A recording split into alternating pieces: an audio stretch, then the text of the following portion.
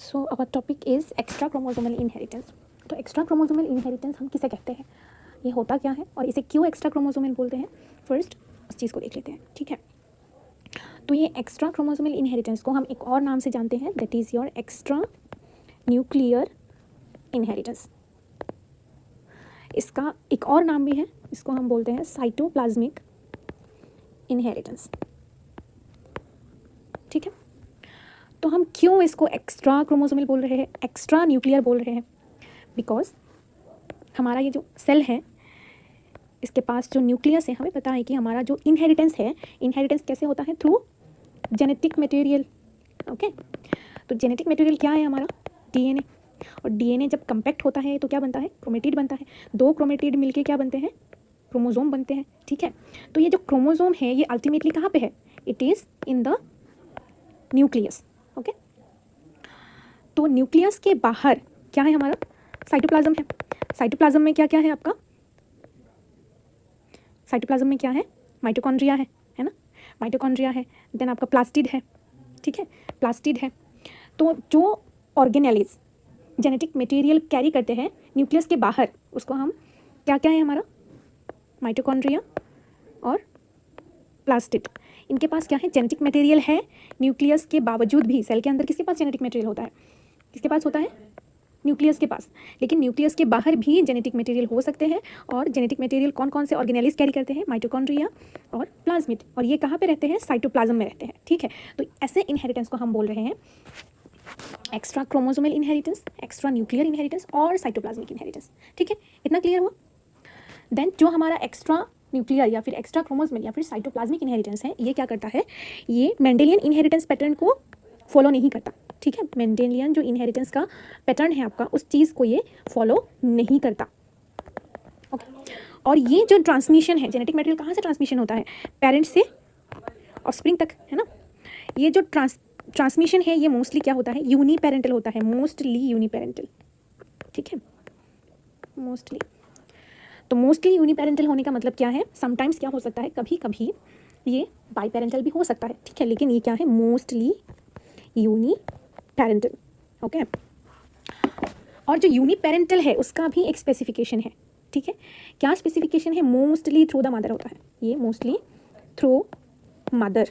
ठीक है, अगर जो ट्रेड्स है, हमारा जो जेनेटिक मटेरियल है ये क्या कैरी करता है, क्या कैरी करता है, ट्रेड्स कैरी करता है या फिर कैरेक्टर्स कैरी करता है। अगर ये ट्रेड्स या कैरेक्टर्स जो है वो थ्रू मदर, अगर थ्रू मदर ओनली ये चीज़ कैरी हो रहा है, जेनेटिक ट्रांसमिशन अगर ओनली थ्रू मदर हो रहा है, तो उसको हम बोलेंगे मैटरनल इनहेरिटेंस। ठीक है, इसको हम क्या बोलेंगे, मैटरनल इनहेरिटेंस। इतना क्लियर हुआ मैटरनल इनहेरिटेंस क्या है। ओके फिर हमने क्या बोला कि यहाँ पे हमारा क्या है, माइटोकॉन्ड्रिया जो है वो क्या कैरी करता है, अपना जेनेटिक मटेरियल कैरी करता है। और कौन करता है, प्लास्टिड क्या कैरी करता है, अपना क्रोमोसोम कैरी करता है, अपना जेनेटिक मटेरियल कैरी करता है। ठीक है, मतलब अपना डीएनए कैरी करता है। इनहेरिटेंस। दूसरा आता है आपका मैटरनल इफेक्ट। ठीक है, ये दोनों चीज़ें कंप्लीटली डिफरेंट है।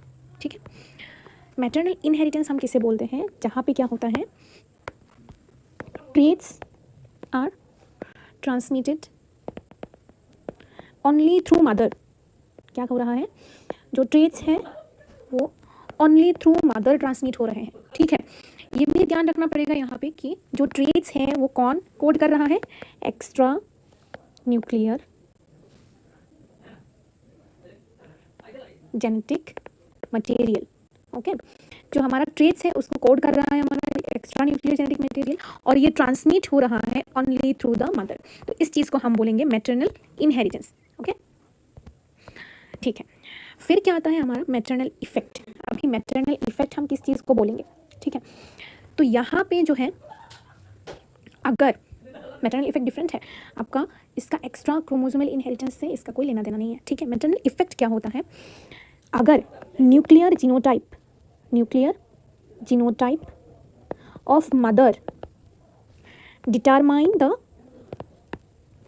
Phenotype of the offspring. ठीक है, यहाँ पे न्यूक्लियर जीनोटाइप बोल के हमें क्या कर दिया गया है, एक्स्ट्रा क्रोमोसोमल या फिर एक्स्ट्रा न्यूक्लियर इनहेरिटेंस से सेपरेट कर दिया गया है। ओके, सो अभी हम जो देखेंगे वो है आपका मैटरनल इफेक्ट। ठीक है, तो मैटरनल इफेक्ट क्या है? ये कंप्लीटली डिफरेंट है मैटरनल इनहेरिटेंस से। ये किसके साथ रिलेटेड है? हमारा एक्स्ट्रा न्यूक्लियर जेनेटिक मटेरियल से रिलेटेड है। लेकिन जो मैटरनल इफेक्ट है ये न्यूक्लियर जेनेटिक मटेरियल से रिलेटेड है। ठीक है, एक्स्ट्रा वो वाला क्या है? एक्स्ट्रा न्यूक्लियर, और ये क्या है? Nuclear genetic material. यहाँ पे कौन इन्वॉल्व होगा? आपका nuclear genetic material. Okay, then आपका क्या होता है यहाँ पे जो आपका देन आपका क्या होता है यहाँ पे जो न्यूक्लियर जीनोटाइप है उसका जब ट्रांसफ़र होगा, ठीक है, न्यूक्लियर जीनोटाइप हमें पता है मदर से भी ट्रांसफ़र होगा और क्या है, फादर से भी ट्रांसफ़र होगा। ठीक है, ये बाई पेरेंटल है। जब मदर का जीनोटाइप किस चीज़ को कोड करेगा? मदर का जीनोटाइप अगर ऑफस्प्रिंग का फिनोटाइप कोड करेगा, मतलब क्या है? फिनोटाइप मतलब जो कैरेक्टर हम विजुअलाइज कर सकते हैं, ठीक है, जो हम देख सकते हैं बाहर से, उसको हम क्या बोलते हैं? फिनोटाइप। ठीक है, तो अगर मदर का जो न्यूक्लियर जीन है वो कोई एक ट्रेट कोड कर रहा है और वो चीज़ after transmission of both nuclear genotype, mother का जीनोटाइप स्पेसिफिकली बच्चे का क्या कर रहा है? फिनोटाइप कोड कर रहा है, तो उस चीज़ को हम बोलेंगे मैटरनल इफेक्ट। ओके, क्या बोलेंगे? Maternal effect. Okay, so there are some characters that are controlled by mitochondrial genes. Okay, so one of the best examples of this is our Saccharomyces cerevisiae. Okay, so what happens in S. cerevisiae?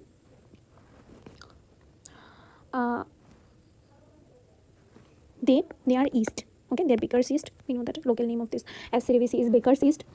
So what happens? They form normally. Okay, normally they form large colonies. Okay, normally they form large colonies. In scientific language, the normal is called your wild type. Okay, so large colonies are formed in normal state of the yeast. Okay, large colonies are formed in agar plates. Okay, so sometimes, or we can say rarely, or we can say accidentally, what happens? They form small colonies. Okay, who forms small colonies? S. cerevisiae form small colonies. Okay, so something that happens rarely or accidentally or sometimes, we can call it a mutation. There may be various reasons, various factors behind it. We know what is mutation. Okay, so these small colonies are formed due to mutation. Okay, due to mutation. Small colonies are called petite. Okay, petite is a French word that is that has the meaning small. Okay, so उसके बाद में क्या होता है? आपका जो small colony होता है उसका जो ग्रोथ रेट है that is slower then wild type. Okay, it is slower then the wild type, it is smaller than the wild type. Okay, smaller than the wild type.